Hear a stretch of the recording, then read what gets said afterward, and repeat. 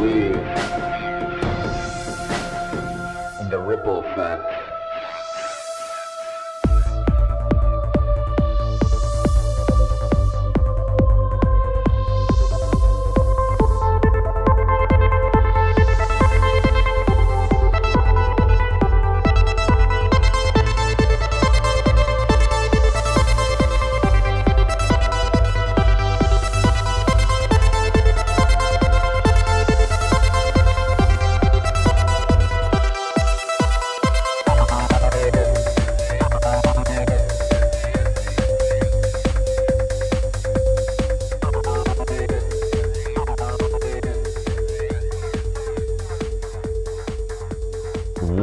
What's up? Another episode of Ripple Effect Podcast. Of course, I'm your host, Ricardo Renz, also known as Ricky Verhans, and a great, deep conversation for you today.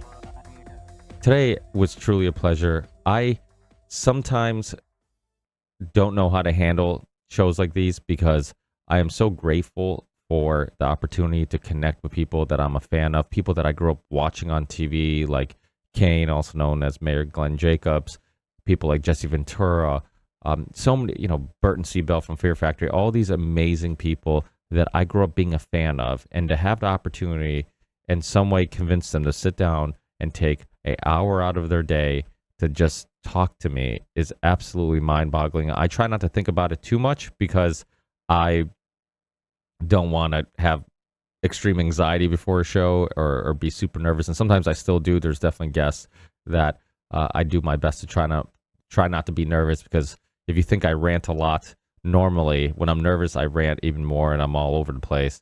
But I also, in a way, sometimes feel guilty not explaining how grateful I am for them to be on and how surreal this whole experience really is.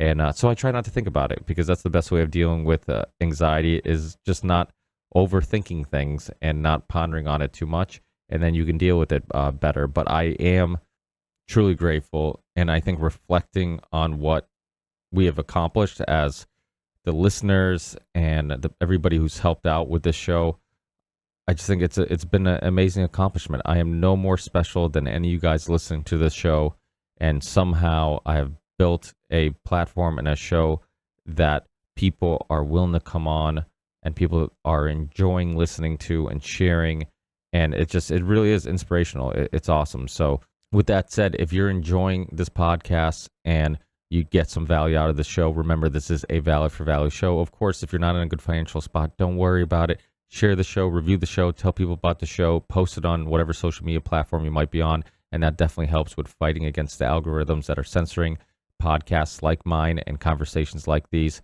But if you are in a good financial situation and you are enjoying and getting something out of these conversations I'm bringing to you, please consider giving some value back. And there's plenty of ways of doing it. Of course, you can sign up for a Patreon page. You can also send a one-time donation via Venmo or PayPal.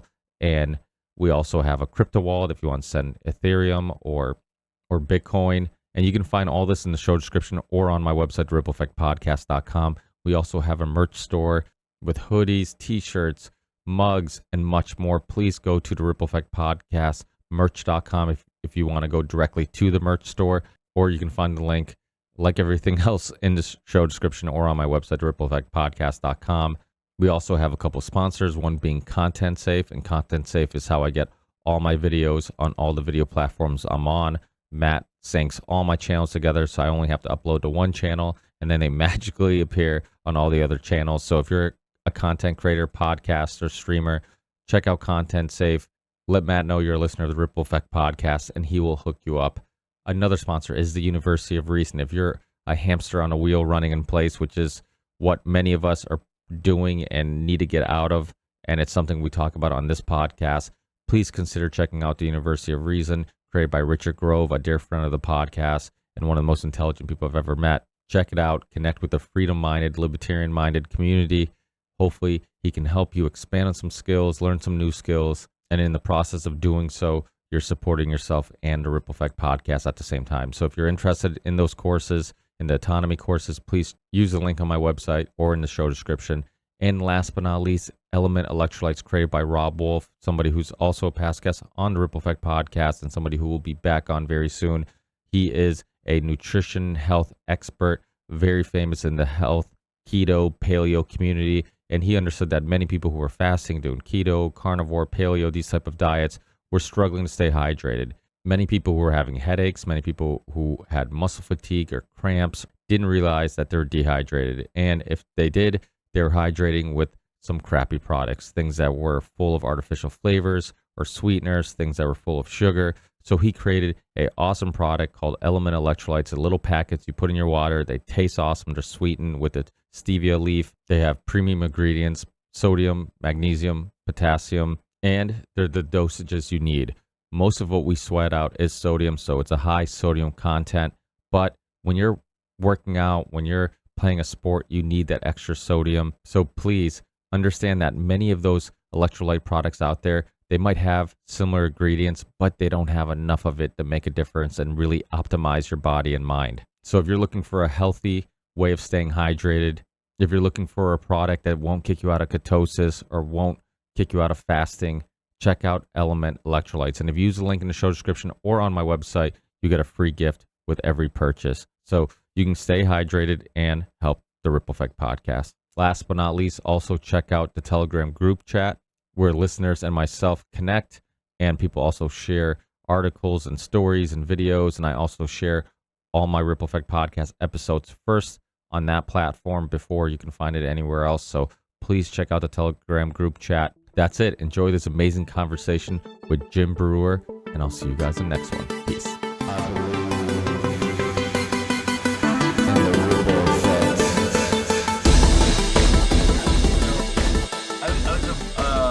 Collar kid, grew up in Long Island, New York, Valley Stream, New York, neighborhood kid. We lived on the street all day. Father was World War II veteran. All his brothers were in the war. My mom worked at JFK Airport. So we were really blue collar, and growing up, it was really life was morally based. I mean, yeah, you're always trying to beat the man, and always try to do a side hustle. But it's you work Monday to Friday. There's no weekends. You don't work on weekends. You don't. It was very God, family, and then work to provide. And that was before corporations started getting nuts on all that. And then, I even in high school, I've realized whatever this system is, it didn't make sense. So what are we learning, and why do we need to learn this? Like, what has this got to do with anything? And then and I just couldn't wait to get home to be on my street. And that gave me so much life. They gave me so much entertainment, and I didn't do well in school. And now I realize that that's the natural thing in life. The natural thing is you shouldn't be in school. 100% you should not be in school as a child. We can have people looking after the kids, people you trust, but what they literally go to school for makes zero sense. And some people will argue, yeah, but it's all made up nonsense. Society to chase a dollar bill. That's all it is. That's all it is. So I would see how hard my parents struggled growing up. Just hardship life, coming from the depression, all that, and seeing how hard the parents always worked. And I was like, this is not a fun end game whatsoever. So we go to school, and we got to go to college, and you got to pay all this money to do what? To get a quote career, to be important. None of this makes sense. So I always thought outside the box. I always was looking at the bigger project. And then as I got older, I definitely wanted to do stand-up comedy or be a rock star. I wanted to front a metal band, and I'm telling you right now, I could have. I would have been Metallica, hands down, if I had the band behind me. I would have been that. I would have been a monster front man. Monster. And thank God it didn't happen. I probably would have lost my mind or be dead. And stand-up comedy was also my passion. So that's the world I went into, and stand up led to TV stuff, and then the TV stuff when I was young, and then it led to big deals in LA, and then Saturday Night Live, and Half Baked, and blah blah blah. And that all, as exciting as it was being in it, because it was more like a ego festival and knowing I'm going to make it. But I would have really, when the shift really started, was hanging out with Dave Chappelle. And Dave and I would talk so long and so deep about so many subjects, especially the industry, especially comedy and LA and the entertainment business in general. We can see way past everything that was going on, and it was quite spooky at times. I'm not gonna lie to you. Maybe that was the weed at the time too. I don't know, but it definitely helped the awareness. So I think I love making people laugh, and I love being center of attention. Not anymore. I don't like being the center of attention anymore. That earth has shifted tremendously. Now, do I do stand up still? Yes. Do I do podcasts? Yes. What I mean by center of attention, I don't want to. I have no desire to be a star. Zero. None. I have no desire to be like the biggest guy here. My desire now is for people to understand the power they have to see within, to see in a further dimension, to understand what they're living in it is a matrix. You've been controlled from the minute you came out of the womb. And it's too much for people to understand that. It's too much. And I understand that because I was there too. I still deal with my wife still. I'll go, that person's a guy. Oh, you're crazy. Like, okay, all right. No, you're right. Okay. No, I'm crazy. Yeah. No, I've never been. Okay, whatever. And even now, when I'd be in Hollywood and I'd see all the wackiness, and I just couldn't believe no one could see. No one could see it. It was baffling to me. And that's when I realized how big, to be quite dead honest with you, how big the gay community was. And not only how big they was, but how powerful they were. They are, you talk about organized crime, the gay organized agenda is probably more powerful than organized mafia. They were and still continue to be a monstrosity of a gang worldwide. And I'm not gay bashing, I'm just stating facts. So it baffled me no one saw this. It baffled me. I'd be at Saturday Night Live, like, this guy's got a teenage hooker, male hooker, and he's like a heartthrob. Like, what? No one has a clue that this guy's bonking a teenage boy in the back. Like, what? I saw it with my own two eyes. Like, I saw, and then I see this band come in. Like, I'm like, oh my god, you're a fraud. It's all just a show. Everything's a show, and yes, it is show business. And these are the words that people don't understand are so powerful. Show business.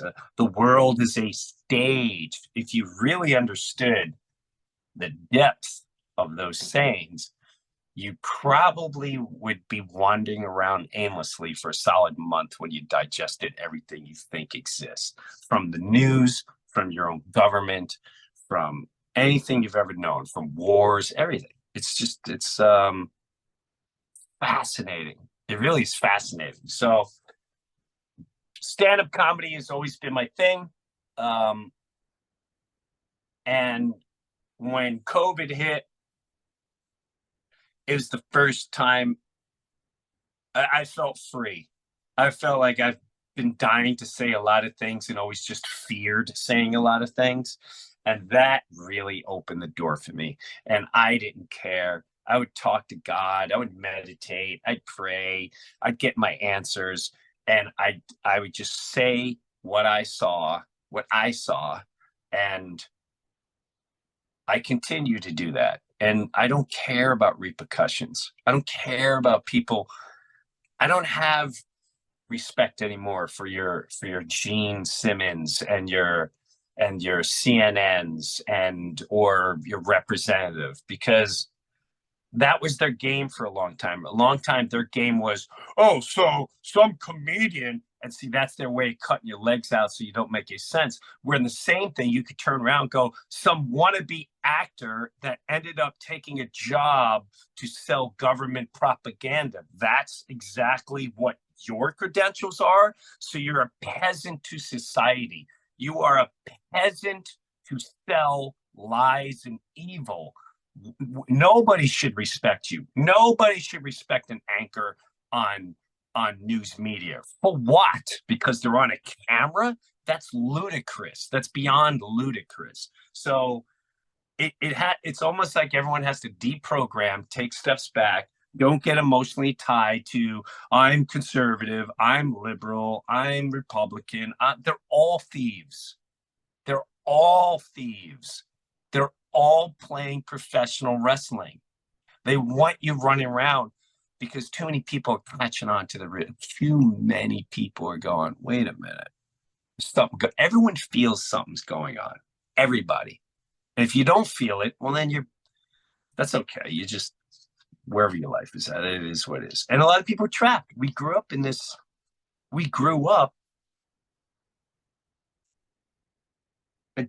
addicted to this fake society. You're addicted to want to be Jay-Z. You're addicted to want to be a star. You're addicted to have a jet.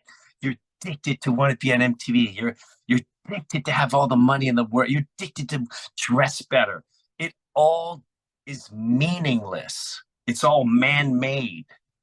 It's all leads to nowhere.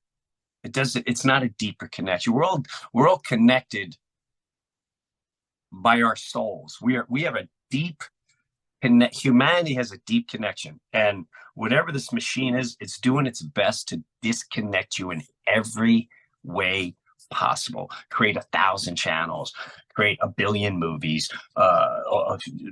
just everything is just nonstop in your face. It's like when you go to a market. You ever go on a cruise? You ever go on a cruise? You ever been to another country? I was born in Portugal, so I'm from another country. Okay, all right. So you ever been to all right, so like American would go on a cruise, all right, and they act like they're kings and queens and blah blah blah, and then you show up to a country that's borderline third world, and everyone runs up and they're begging. They're trying to sell you stuff for like 200 yards, and you're like, oh my God, Jesus, no, I don't want a necklace. But that is our society 24/7 with images, with television, with news. That's our society. A bunch of pain in the ass people running up to you and trying to grab your attention nonstop to just point you in a different direction. What's deeper and real and honest. But they got us so addicted. That's going to be very difficult for a lot of people to go, you know what? I'm not going to watch TV anymore. I'm not even going to have a cell phone anymore. I'm going to start farming in my yard, and we're going to create little neighborhoods. You know how hard that's going to be when you're already addicted to your nice, to your $1 million home, $400,000 home, your nice shoes, your nice clothes, go to eat and drink, whatever you want. They got you trapped.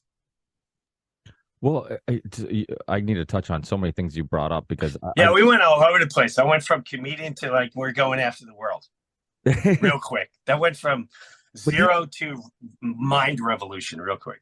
But it's good because these are the deep questions that people need to ask, and because if not, you're stuck in this trance. You're a hamster on a wheel running in place, and it's like that Hatebreed. This quote always stuck with me. It was the name of one of the Hatebreed albums. "Satisfaction is the death of desire," and it was a great album. And I remember that quote. I'm like, it was so simple. It's like, yeah, satisfaction is the death of desire, and and then it reminded me of, like, how people would say, like, the journey is more important than the destination. And it's Yeah. like, I'm like, oh, so I'm like, I think it's kind of related. I'm like, this idea of, like, what you really enjoy is the journey. And once you get the thing you want, then it's kind of over. Yeah.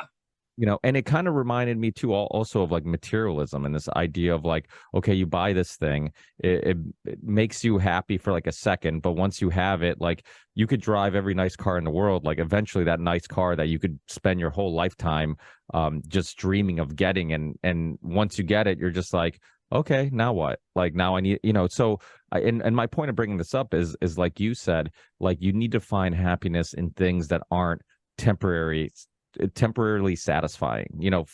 Ask these deeper questions, and this goes into a lot of the things you're bringing up in regards to, like, what I think, and I think we both kind of believe that there's a reason why they're trying to create people into materialistic people who don't don't believe in anything else outside of, like, the what we can feel in the material realm, because they're easier to control, and you just stay addicted to these to money, to material things, and things that are meaningless, and then don't keep you happy, and don't keep you don't bring you any true purpose or fulfillment. And we need that. You think about, like, the COVID lockdowns. So many people thought, like, oh, if I got paid to stay home, that'd be a vacation. I would love this. And then people realize, like, no, I don't have a purpose. Like, I need to be around other people, like, especially the social part of it. Like, my wife's in the restaurant business, and it's like I was telling her, I'm like, people are seeing how much they appreciate a restaurant, not because of the food, not just because of, but because of the social atmosphere. You go there, people, they know you, you're talking, and there's energy. Like, there's something people, I named this podcast Ripple Effect because I truly believe in the power of ripples, and that we can all make a difference. We don't know who we are affecting, who is listening. What kid in college right now has earbuds listening to your podcast, and you're molding his worldview. You're changing the way he looks at the world, and he could become a truly inspirational person who changes the world, and you influence them unknowingly sometimes. And I also believe in positive and negative energy, right? Like, if you're around people who, that's why I think comedians love hanging out with other comedians, because there's an energy. You're around other comedians, everybody's laughing, everybody brings that positive energy. And then as you get older, you start filtering out the people who bring negative energy. It's like, okay, when I'm young, I got the energy to kind of try to help this person along, give him advice, but now you're bringing me down, and I don't have the Yeah. energy to take care of my kids, and myself and you. And but you want to expand on any of those things? Yeah, no, that's where I'm at in life too. And I'll do my best to try to help, but I can only tell you so many times, and I gotta leave you here, man. I'm going to the next campsite. I don't know what to tell you. And then I gotta say too, even with COVID, it was the greatest thing that could ever happen. Like, when I grew up, um, it was the greatest childhood ever, the greatest teenage life ever. I mean, it was so we were on the street nonstop. We were out all day, all night. And I longed for that companionship my whole life once we become adults and go after the work world and you separate. And I got it during COVID. During COVID, there was a group of us that would meet every single morning in this coffee shop, and you had to stand outside 10 feet apart. It's so funny when you think about it. The ridiculousness is beyond hilarious now if you think about how stupid we were. We were stupid. We had the fact that we fell for that is mind-boggling. So but we would gather. Oh my God, if we were caught, we were like considered murderous. We were gathering groups of 15, 20 at my house, in the yard, um, parks, behind buildings. It was, and we became brothers and sisters and continue to be. And we do everything. We go on trips together. We go to dinners all the time. And now I live in Florida. They're still up in Jersey. We're still in constant contact. It made everyone realize you need this group in your life. I don't care that this guy, one of our guys from Portugal. We don't care if you're from Portugal, if you're from Greece, if you could barely speak English, if you make 40,000 a year, 10 million a year, we all hung out. Matter of fact, there was one night, oh my God, there had been about 40 of us in this restaurant, just taking it over, hooping it up. We're getting the staff wasted because in Jersey is a lot of bring your own booze. That's the only thing I miss in Jersey. And so we bring our own booze, and now we're getting the staff like, hey, Juan, come over here. Thank you. And then they all start coming. We're having a ball. And that night, I remember looking at the diversity group and talking to my friend Basil from Greece, Basil, however he says it. And I went, Basil, look at this group. Like, how does this group? No, there's no pettiness. Who does this? And he's sucking on like a big bone. He's like sucking the bone marrow out. You know, because in a thick Jersey City accent, he goes, because nobody thinks who they are. That's why we all get along. And that was such a profound statement. Nobody thinks who they are. And when you don't think who you are, when you don't have your little ego that's given to you by a product, a piece of paper, or your bank account, you're just another banana trying to get by in this lifetime. And when you come to terms with that and you realize, I need the guy worth $1 billion, just like I need the guy that's practically almost homeless. And we all have something in common somewhere along the line. Let's put all that aside and let's bust each other's chops. Let's lift each other up. This one's mom's dying, so let's all start sending dishes and go over and blah blah blah. And that's how small that I believe is how our the beginning of time, you had tribes. Everyone looked after each other. Somewhere along the line, a bunch of assholes came. They're like, all right, we need to create schools and a society, and we're gonna make laws. And I go to Africa every year. I know this sounds crazy, but I go there every year. I like going to the Amazon. I like studying tribal people because there's no voting, there's no laws. They know what is right and what is wrong. There is no cuddling and taking care of someone because they did something wrong. No, they're taken care of. When we grew up in the street, if a man came down the street and was in one of the yards, one of the houses, doing a drag show in front of children, I can mark my word. It has nothing to do with homophobia or dressing up. Mark my word. If they were doing it in front of children, they would have had a hard time leaving that street.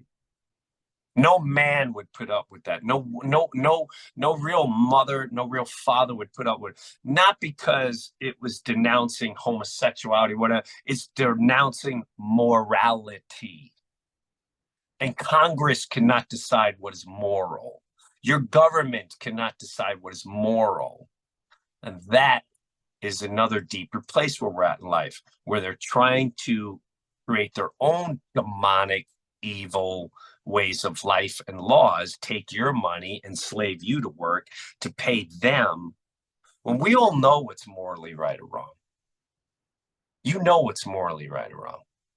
And we have to get back to creating small little groups, small little towns, small little neighborhoods, find things that connect you, and start looking after each other, because that's the only way I see life surviving as we move forward. I don't know how it goes any other way. I really don't. I 100% agree with you. Your documentary, More Than Me, about your father going on tour with you, to me, like, that's what we have to remind ourselves, that most of us, other countries, Portugal being one, and I know because, like I said, I was born there and my parents barely speak any English. We still, like, they take care of their elders. They take care, the community takes care of each other. My mom was one of 7. My dad was one of 12. You always had cousins and aunts and everybody like having big families like that wasn't that hard because you had everybody contributing. Where today it's like, oh my God, these kids, I don't have time for anything. It's like, well, that's because you're overworked. You basically send your kids off to school. You send your kids off to daycare. You send your kids off when they're home on to their tablet. And who's molding their worldview?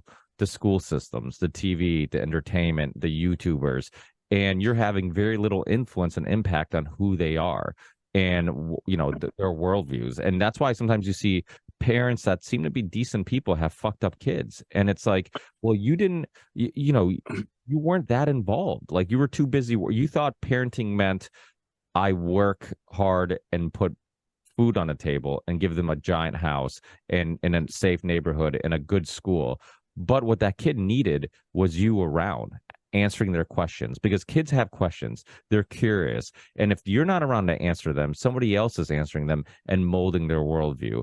And that's why, like, we have a little family construction company, and sometimes I kind of stunt the growth of the company because I'm like, I want to have as much free time as possible to be around my kids. I'm like, nothing else is more important. My kids don't give a shit if I live in $1 million house or if I live in a $50,000 house. I'm like, they just want dad around, and they just want to, and to me, nothing is more important than that. And I think kids have those values. We can learn from kids. Like kids, you can go on. I hear parents talk about it all the time. Oh, I scheduled this crazy expensive vacation. Then the kids made a friend at the pool, and all they want to do is hang out at the pool. And we have all these. And I'm just like, yeah, because kids don't give a shit about all the material things you've been brainwashed to believe are important. Kids just want friendship and community, and they don't need much to be happy. And then as we get older, we lose that. We lose that, and we get told that, like, hey, how about you sacrifice some time with your friends and family, and you work. We like look down upon people who don't want to work overtime. We look down upon people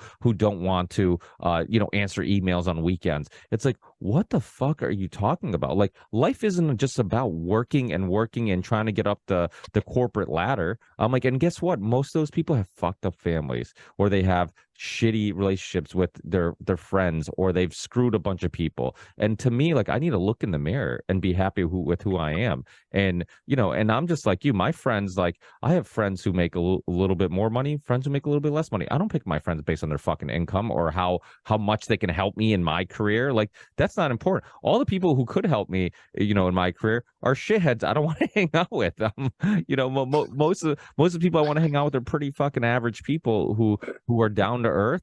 And guess what? Sometimes you get in the deepest conversations with people that don't have that resume, that don't have that PhD, and they see things clearer than the person who supposedly is a professional intellect.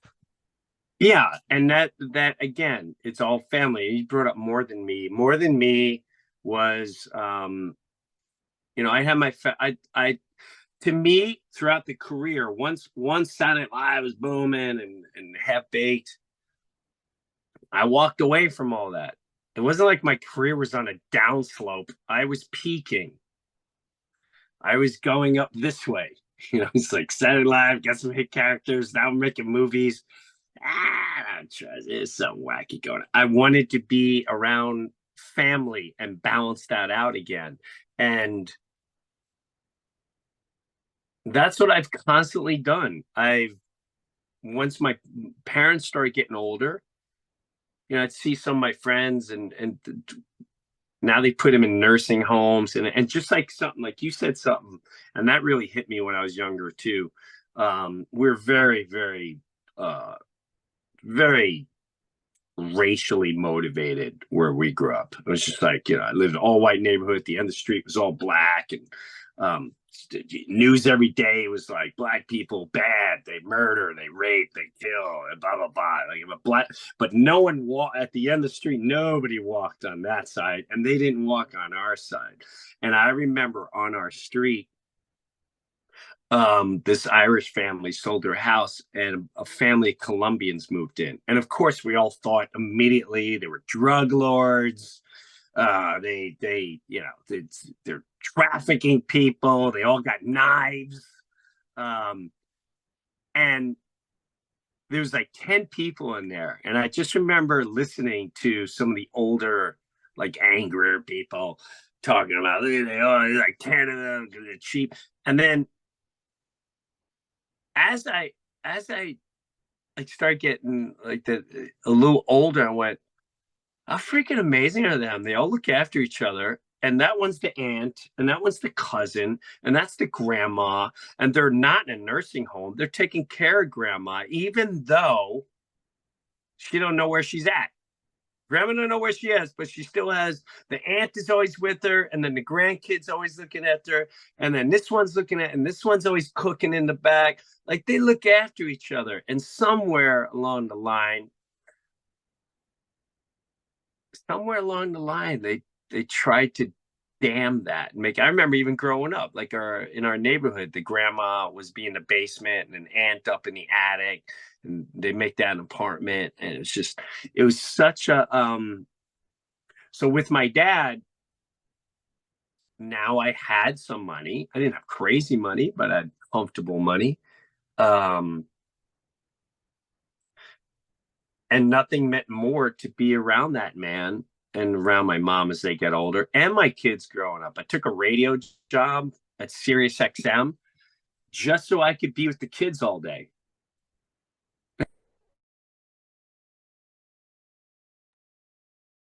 Oh, you froze. This will this yeah, this will keep me comfortable, and I get to be around the kids all day. And I got to do 2 hours of radio a day. This is thank you, God. This is amazing. So as time went on, the value of family and looking after each other, and family could be your best friends, doesn't have to be blood related. That is very important to get back in society more than anyone can imagine. Well, didn't you grow up calling people like I have family members that, well, I call them family members, like we would call like Uncle Zay or Uncle whoever. Yeah, And then come to find out, like as an adult, my mother will be like, well, he's not actually related. I'm like, wait, I grew up right. calling him uncle. I'm like, but like you said, because family isn't just blood, it's it's the community, the people involved in your Yes. who have your back, people who you know, if if your tire pops, you can call them and they'll be there. If you need something, you can go to them for a favor, they can come to you for a favor. That's family. That's family. I had a million aunts that were not family, and my kids they have about 4 or 5 aunts and uncles that aren't blood aunt and uncles. But you call him Uncle Larry. That's Uncle Phil. That's Uncle Gene. That's Uncle Joe. That's not Joe or Mr. Pablo. It's Uncle Joe. So he's close in the circle. They're close in the circle. And there's nothing I desire more than spending time doing that. Like even before I did this, I was out riding my bike. I moved to Florida for many reasons. But one of the benefits is I'm out all day, all night. I'm on my bike. The weather's great. The sun is just, I hang out with groups who play. I get these bananas playing wiffle ball. Those 65-year-old men playing wiffle ball. It's freaking hilarious. So that is way more stimulating than sold out at Madison Square Garden for me. I know it sounds crazy, but it just is. And then we hang out and we have barbecue, and then, oh, wow, your mom's dying. Oh, shoot, what's going on? Oh, well, I took care of my dad, and you're going to have to do this. And I understand the emotions, and that's what we're here for, happiness. And then during the pain trials, we're there for one another. And as we move on, we teach the other ones. It's no different than the animal kingdom. We put ourselves so much further, and we're not that much further. An animal raises its young so they can survive, and they teach them. So when you have a kid and I'm not around because I may be dead by a predator or whatever, but you need to know how to take care of your kid. And that's your role in life. Your role in life is not to have a Rolex and a garage with $15 million worth of cars in there. It's fun and exciting. You know how many people? I live in Naples, Florida. I've met 3 people down here that have cars, boats. They don't even use them. They've got $500,000. One phrase like, he showed me his cars. He's like, yeah, that one's worth $500,000. This one I shipped in from Finland, and blah blah. But what? For what? To just fluff your peacock feathers? What do you? And then my daughter doesn't talk to me anymore. And this one, and look, your daughter don't talk to you. What do you? What happened? Well, I don't know. And my none of my kids talk to me anymore. But that's because they're like, oh my god. Well, at least you got 15 cars, so that's cool. And you don't drive any of them. I mean, at least they're that's exciting. It's weird. It's very weird. If I had stupid money, boy, we'd all have a lot of fun.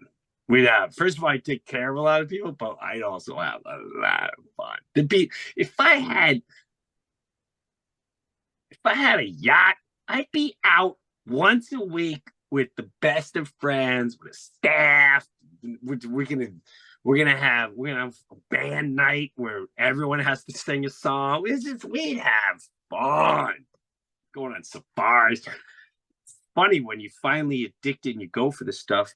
A lot of them just don't even know how to enjoy it because, like you said, it's just no different than getting a little Tonka toy when you're a kid. You're like, you play with it all day, and then, oh, well, now I got an airplane. Oh, well, now I got a new car. Now I got a ball. And then it's like, who cares anymore? They're just things, and the kids don't even want them. Yeah, it's funny you say that about Long Island. I have some family in Long Island, in Smithtown, and my cousin Al Rodriguez, he started a business. It was a home security business, and this he shows up to, like, it's one of his first estimates he was giving out, and this guy's like, "Oh, you're not your partner Spanish?" He's like, "No, I'm Al Rodriguez. I'm the owner of the company."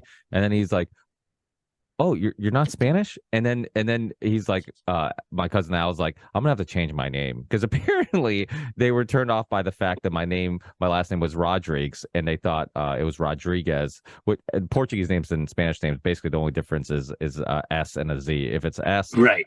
it's Portuguese, like Gomes or Rodriguez or Gonzalez, and if it's a Z, it's Spanish. So they didn't know, and so he changes his name to Al Roger, and just so it didn't affect his work, and that was in Long Island. So I know that there is a little bit of that racial thing over there with being very judgy and whatnot. But he actually got into doing camera work for like movies and all. He does some cool things. I don't talk to him often, but he's done some cool things. But yeah, I mean, the thing with addiction to power and addiction to money, it's like the one addiction that is like socially acceptable. Like, we just talk about the symptoms of addiction, like you can't get enough of it. You will sacrifice anything for it. It's like people have that addiction to money and power. And yet, like, it's like, okay, we almost celebrate, like, oh, look at this guy, he's so successful, oh, he's cutthroat, it's all business, it's all it's all about business. And it's like those go-getters who are willing to screw anybody to get ahead, like, to me, eventually it's you're going to sacrifice something for this addiction. You're going, like you said, you're going to sacrifice your relationship with your family, you're going to sacrifice something. And my wife has family, and I'm the same. I live in Massachusetts, and so my East Coaster, myself and I cannot wait to eventually get out of Massachusetts and go to Florida. My wife has family in Boca, and which we definitely cannot afford to live in, but we're she has family in Boca, and we would go down there, every year. And when COVID happened, we started going down there more often. And I'm just like, people are happier down here. I'm like, people, oh yeah, you're down here, they're smiling. And I'm like, and a lot of it, I think, is in relations to what you're saying. Like, we are, it's like grounding, right? Like, people talk about grounding, like you're barefoot on grass, and there's something about your connection to nature. Many of us are just so disconnected from nature, and we're all, like you said, like, we're a part of it. We like to think that we're like this other being that's just, living in it. No, we are a part of it. When the hippies used to say we are all one, like, there's truth to that. We die, we disintegrate into the earth, we help plants grow that are eaten by animals. Like, we're all connected one way or another. And our understanding of that connection is very limited. I think there's things we don't know. I think that's one of the reasons why they are attacking spirituality. I grew up being Catholic. I was like you. I asked too many questions, pushed back too often, got in a lot of trouble growing up in Sunday school, got in a lot of trouble in school because I'm like, why the hell am I here? Why do I need to know this? Like, why can't I ask questions? Like, and something you were saying about schooling too. I think a lot of our problems start with schooling, like this idea of like there's this authority and you never ask questions. So when there's ridiculous lines in the grocery store, even though the grocery store is dead, like you follow those lines, and Yeah. you'll be a good person and you'll get a good job and you'll be happy because you get the white picket fence, but you're also easily controlled and easy to be told to believe that expert knows better than you because we're calling them a expert. And if something logically doesn't make sense, you ignore that because the expert's telling you this. How has that worldview on like understanding that you don't want your own kids to turn out like that, like have you implemented some tactics and like, hey, question me, question everything, or how have you handled that as a parent? I've done that nonstop. Now, it doesn't mean they'll listen. They have to learn on their own as well. Like when COVID went down, and I literally, one of my kids is a rule follower. It's like we gotta do this, and we have to do that, and we gotta do this. You're not allowed to do that, Dad. You're not supposed to have people over the house. Quiet. I would explain I remember sitting her down. I go, let me ask you something. I go, sweetie, how many people live in our neighborhood? So I don't know. Like, count how many houses are in our neighborhood. We live in a specific neighborhood with 3 streets. How many? Let's just for giggles. How many houses do you think there are? 150? Like 150. Okay. In each house, would you say averages at least 3 people? Some people it's just 2. Some people it's 5. Let's say 2. Let's say household 4 people. Everyone. Now, let's branch out to our town called Chester, New Jersey. Okay. How many people do you think? Now, I'm going to ask you something. How many people in Chester, New Jersey have died? Well, I know. I don't want to hear that you know of people. I want you to name exactly who you know that has died from what's going on. I don't want to hear you heard that your friends did the thing. I want to hear. I want to name, and I want to know everything about them. Well, I don't. Okay. Now, how many people do you know have autism? Oh, so and so. Yes, 3 in our neighborhood. 3 in our neighborhood. How many people in this neighborhood got breast cancer? Okay, a lot. This whole row of homes, including mom.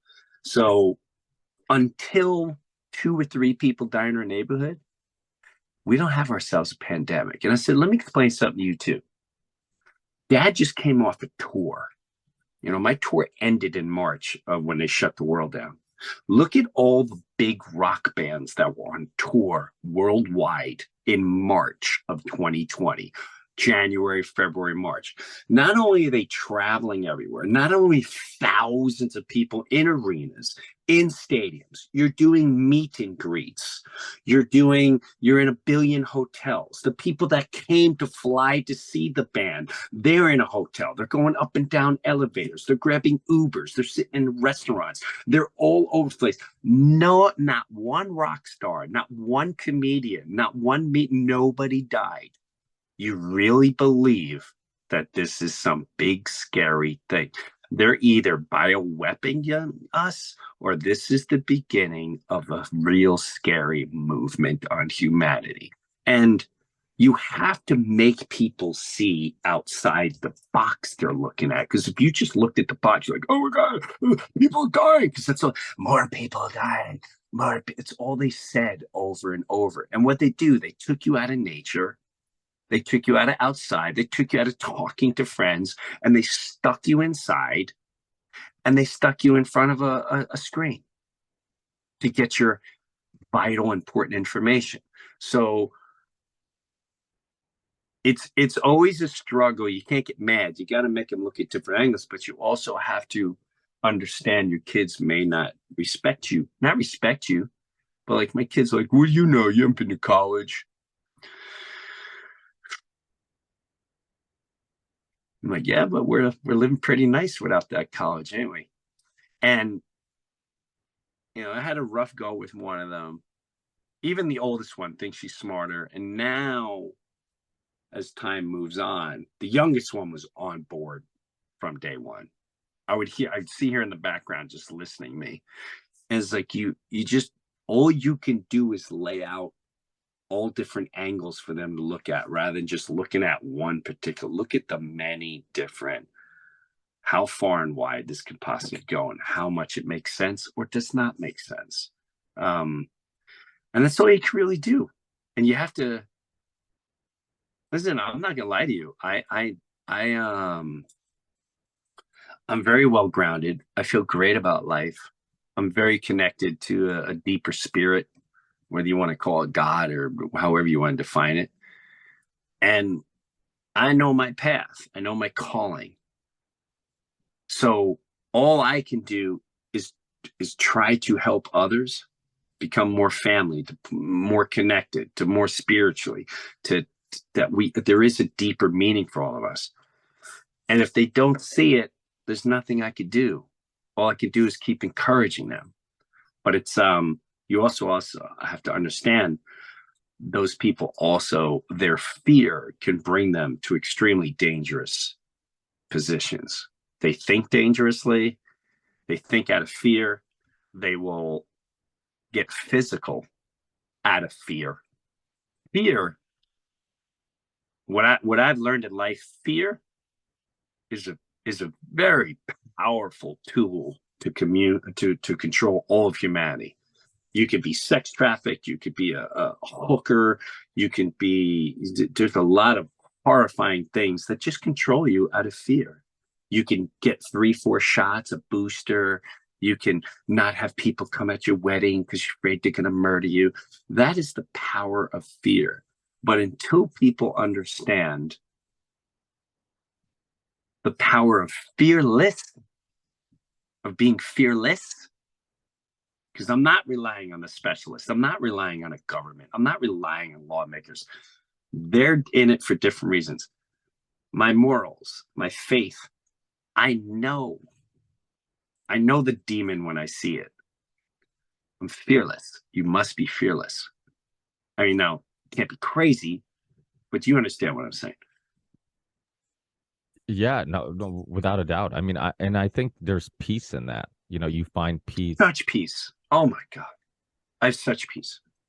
And there's nothing, I just sit back, and unfortunately, you're going to see a lot of people turn the other way or bad things happen to them. I've had terrible close friends where something terrible happened after they've gotten their shots. And all I could do is just shake my head and just be quiet. I'm not going to go, well, I told you. It's just, you go, I knew I kind of knew that was going to happen eventually. That's all you can do is just give information. That's it. And love and information. That's it. Encouragement. That's it. That's all I got. Yeah, no, but you're right. I mean, you can't help somebody if they don't want to be helped. And unfortunately, sometimes by the time they see it, it's a little too late. And it's we live in a crazy time. I think there is something to this idea of like all these deeper questions you're asking and everything you reflect on. I think it's been a well scripted plan to me too, prevent us from asking these questions, me too. Because there, I always talk about like the power of leisure, like I talk about Sam Tripoli. He hosts this show, Union of Unwanted, with me. I'm one of his on his other show, the Union of Unwanted, and we talk about how like Sam does all these billion type shows, and it's awesome that he's like this go-getter and he works a lot, and it hasn't affected him in a negative way in regards to his ability to kind of reflect on things. But I think the average person, like when you're constantly on a hamster wheel going, like you can't have any downtime, you don't have any time to reflect, any time to ask these bigger questions. It's very easy for you to stay on a path of unfulfillment and unhappiness, and by the time you realize you've been on that path for a long time, it's too late, or you're too old to really change that path. And that's, I've heard you talk about, you spend a lot of time reflecting, and I'm the same way. I go to the gym every morning. when I was young, obviously it was for more physical reasons. Now that I'm older, it's definitely for mental reasons. It's, it's my therapy. I go there, Yeah. bring my phone between sets. I just sit there and like kind of ponder. I'm wondering my thoughts. I think that's why yoga's gotten popular. I think that's why Yep. have gotten popular. I think that's why people have become more spiritual than ever, because I think they realize they've been a hamster on this wheel running, looking for happiness and fulfillment in the wrong places. And we need that downtime. We're East Coasters, like we're notorious in the East Coast that just like go, go, go, gotta pick up the kids, gotta do this. And it's like, well, when do you ever spend time to be like, you know what, maybe I could have handled that argument with my wife a little better. Like maybe Right. or, or Right. or maybe I blew up on the kids a little too quickly. Maybe Right. it's really easy to ignore all that when you go, go, go, go, go. And it's Right. all easy to ignore. Like maybe my job's not that fulfilling. Maybe I took more money, but now I have less free time and I'm less. I mean, you see it all the time where you meet somebody, you have a buddy who's like, oh, I took this position. They're going to pay me more. And then like a month later, they're like, fuck, I wish I didn't take this position because I got more stress. I got more. I'm like, yeah, you could have just bought a smaller house and you would have Yeah. been fine, and you don't need Exactly. the bigger things. And it's so do you, with your whole like journey with spirituality and stuff, like why is it, do you think, that a lot of people who, at least with my experiences, I had Dr. Peter McCullough, a lot of these people who were outspoken and could see the battle that was going on, the spiritual battle, for lack of a better term, that was going on, why do you think do you think that it was because the people like yourself are spiritual, that's why you could kind of sense it and feel it and see through it a little bit? I think yes, because if you just do this, if your eyes are always on, like, reflection is huge. I learned three important words. Someone taught me three S's. The three S's: sit, still, silence. Sit, be still, silence. And that gets you deeper connected. And if that's your order, whatever you want to define it, spiritual, God, blah, blah, blah, your higher connection, when that's always number one, you're now not going to get emotionally attached to your political party. You're not going to get emotionally attached to whatever team you feel is important, that makes better decisions. You're not going to get emotionally attached to your experts or the news. I watch Fox News. Well, I watch CNBC, and I want for you realize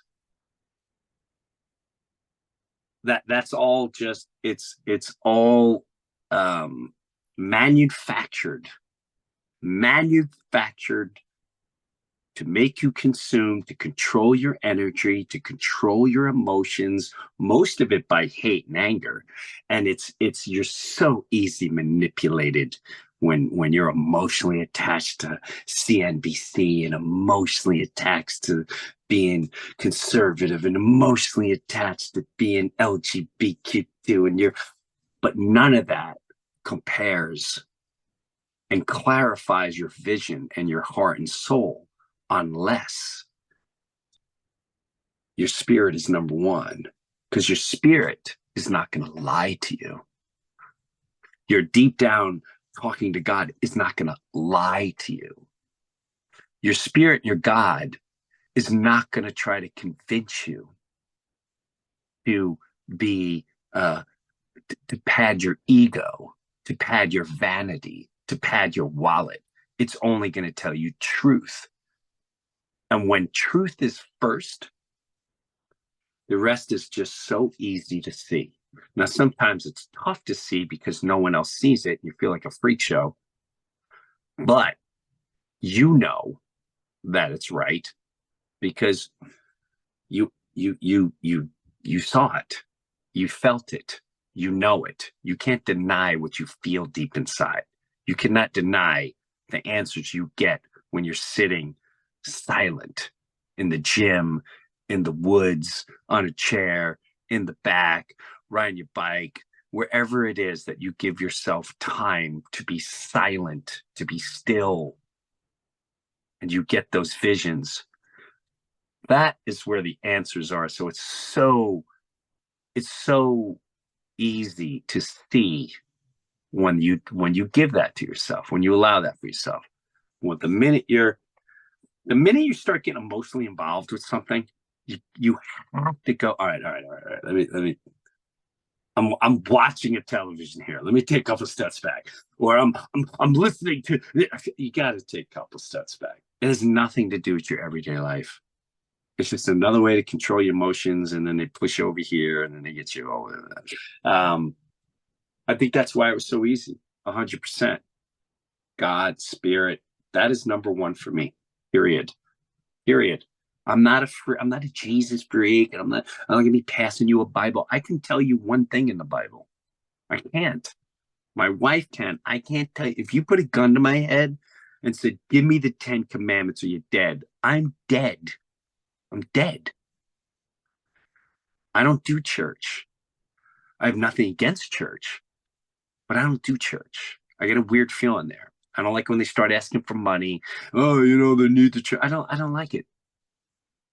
To me, spirituality, God should be free. It is free. We're born with it. It's an instinct. You're born with that.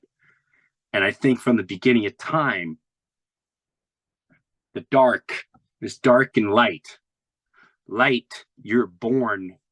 You got light. You got natural spirit. You have God. You have higher vision, telepathic. And the dark knows if you, Ricky, if me, and the world starts tapping into that, the dark's control and power, their news media, their Hollywood, their special, everything they sell you in this society, go to school, go to the thing, about a thing, make this money, about a thing, all that will be destroyed, completely destroyed. Because like I said, you go to Africa, you go to the Amazon, you go whatever. I've been in their homes, which are forts that we made as a kid. It's a fort. When you were 12 years old, you're like, dude, I'm gonna build a fort. I found a piece of wood, and I got my dad's coat, and it's the coolest fort.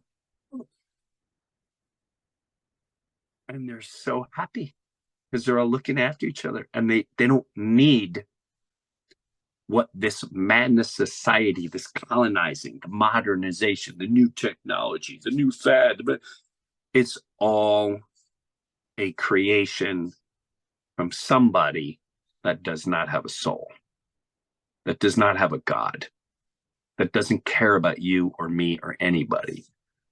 And when you understand that, it's very easy to see right from wrong, what's real, what's not real. But it's the reason why it's so hard is because they pumped all this madness into us since we were children. So you have to deprogram. It's not easy. And God, they did an incredible job mocking, destroying.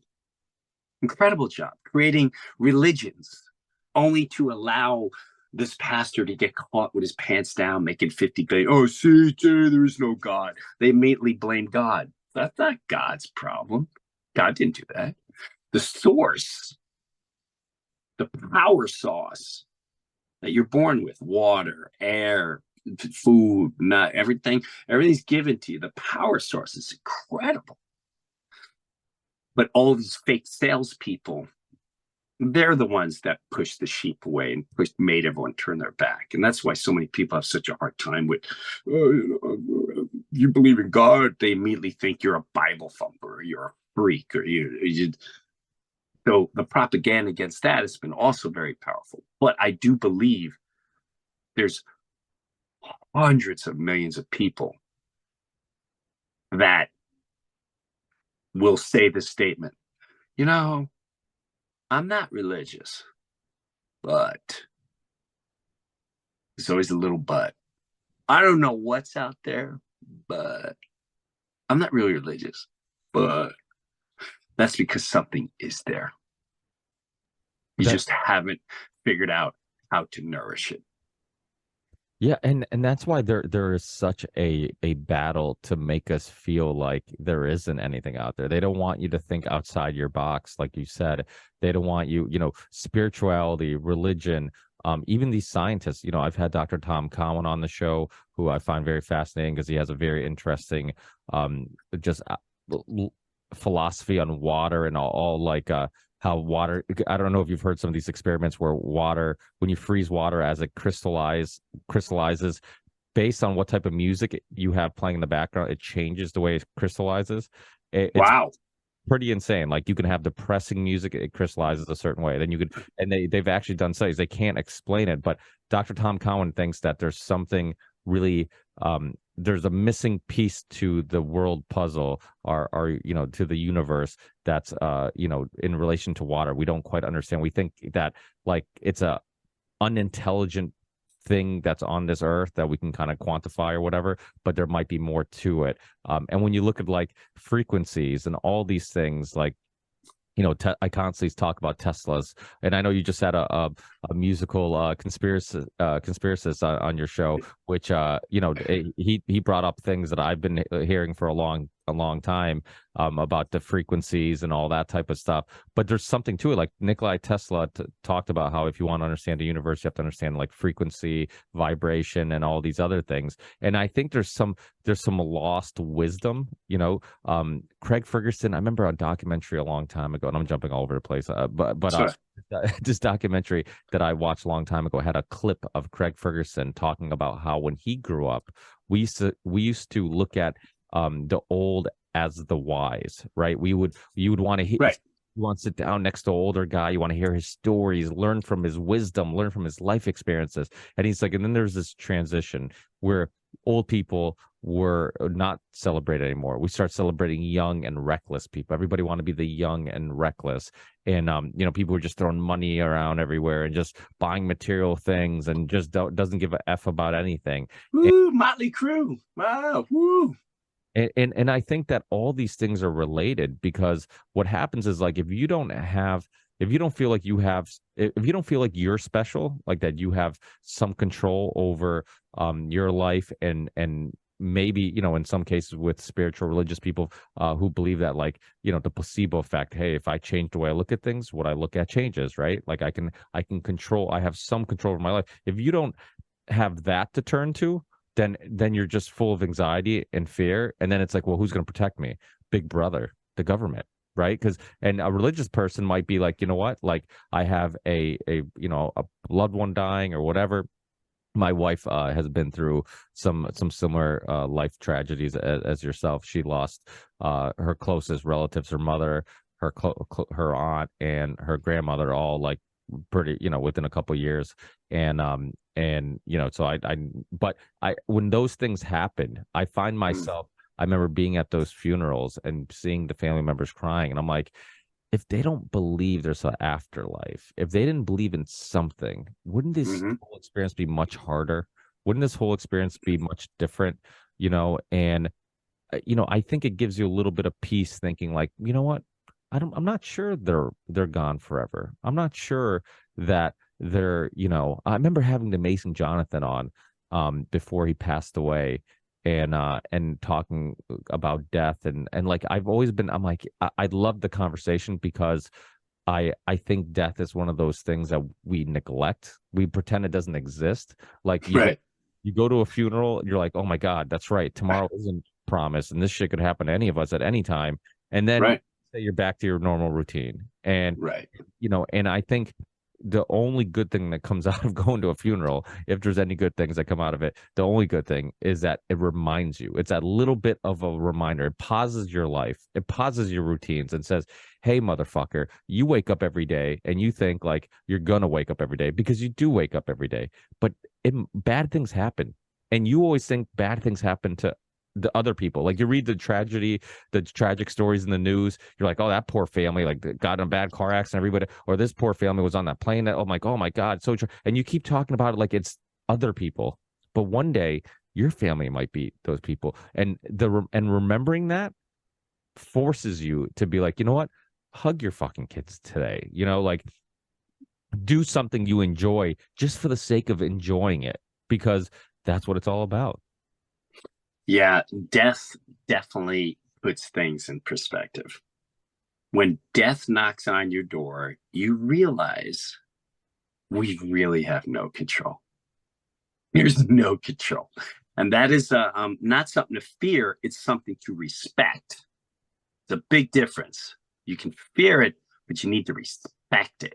And it definitely helped me look at life so much differently, to realize how delicate we are, how precious we are, how incredible we are to have these moments in time that we take so much for granted. And to touch on something you were talking about before, frequencies, I people don't understand. You just, no one thinks about it because you just grew up with it. To take a remote, just go click, and all of a sudden it's a completely different channel, completely different program. Or turn a knob like this, click, and all of a sudden you're on a different station. Somebody outside our control,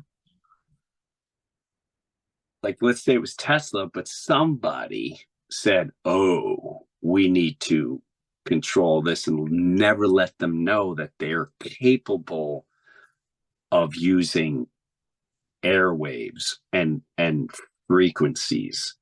And that's another powerful thing I think we all have. I can't tell you how many times once I discovered that, I would start seriously thinking of someone and they'd pop in my life. It has happened so much to the point where it's silly. It's almost ridiculous now, where I know now if I need someone, I go, okay, I'm gonna meditate. I want to see this person for the right reasons, and they'll pop up, because we all are capable of finding a frequency, and it's too much for people to wrap their head around, and it's okay. But when you do, it's pretty awesome. It's pretty fun. But to understand that concept that it's freaking, there's frequencies everywhere. Somebody has control of all that. That's pretty interesting. Like, who has control of that? How they get control of that? Are you familiar with Rupert Sheldrake? Because I love this conversation, and I've had Rupert Sheldrake on my show years ago. He's also been on the Rogan podcast a long time ago too. But he was a part of this study, and he called it morphic resonance. And it's funny because anything that can't be explained, people just call it pseudoscience. I'm like, well, you can't explain it, but he has studies that prove that this exists. And what he did was he had these studies that he had these mice learning a maze, right? And right. Mice in a different location that who never were connected or with those mice, never exposed to this maze before, was learning that exact maze quicker. And then mice somewhere else were learning the maze quicker. So what he had this perspective, he's like, there's something that connects us all. We don't know how, we don't know where, we don't know, and this also reminds me of the other study of and there's an article I think called Inheriting Father's Fears, and it's about the study where they had these mice and they sprayed a completely synthetic scent, right? So they never were exposed to this in their life in a natural world, never could have been exposed to this. They would spray the scent, shock the mice, and so naturally, right, like every time they smell that scent, they would have a panic reaction. They would like freak out because they think they're going to get shocked. It's similar to like a invisible fence for a dog. Like eventually you don't have to zap it anymore. You just put the collar on them. It could be a fake collar, and I think they do have those dummy collars, and they don't think they're going to get shocked. So similar idea. Well, for 2 generations afterwards, so the mice's children and then their children, every time they sprayed that scent without ever shocking them, they would have the same panic reaction. So they inherited trauma, some type of trauma or dreams or something from their parents. And and so this goes into like the whole epigenetics type of conversation. But like, we could, like you talked about, I've heard you talk about your father being a war veteran. Like, there could be things that you and I are dealing with, like that we think like, oh, this must be what happened in my life and it caused this type of trauma, and that's why I have anxiety or I react this way. but it could be much deeper than that. It could be generations later. We could be dealing with trauma from our parents, trauma from their parents, and we could inherit not just color of eyes, color of skin, color of hair, but we could inherit other things like, like we could be having nightmares that couldn't be completely unrelated to experiences in our own lives, but experiences to lives of our parents or grandparents, which, opens up this whole other, just worldview of like, there's a lot of shit we just don't understand or know. And we have to come to that conclusion. Yeah, you just got to come back. And that's where I'm at. It's like, I can't spend too much time trying to figure it all out because I'd rather just experience while we're here and just keep floating along, talking to people like you, talking to people like your audience, talking to my audience, and just realize there is a better place and there is better times coming. I truly believe that. Will it get hectic and all that? Yeah. Just get off the ride. You got to get off the ride. Get out of the circus. Circus is done. We've seen every act. We gotta step away. It's time to step out of the tent. Start enjoying life. Now, easier said than done. But anyway. Yeah, absolutely. Well, I can't. This is fun. Yeah. Thank you so much. We, I'm so excited to have you on, and I'm truly grateful. This has been quite of a journey myself, being able to connect with people that I've been a fan of, and I know you've had a couple. Monica Perez, a good friend of mine, has been on your show. That was a great interview too. She's great. Oh yeah, she's awesome. But thank you so much for all the work you do.